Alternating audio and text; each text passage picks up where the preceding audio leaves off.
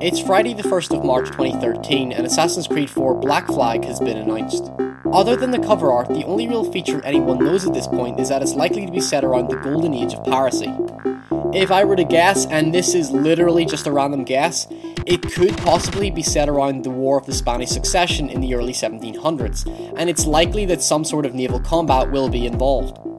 That said, this reveal comes as no surprise because we've practically seen a new Assassin's Creed game every year since 2009.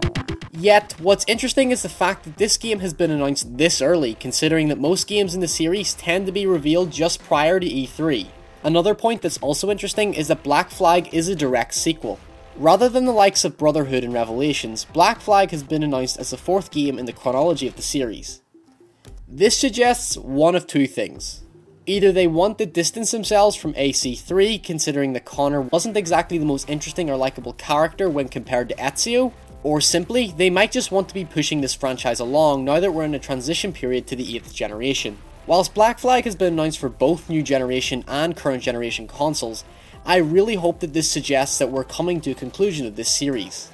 I personally began to detest where this series was going, considering it had any lack of progression since Assassin's Creed 2.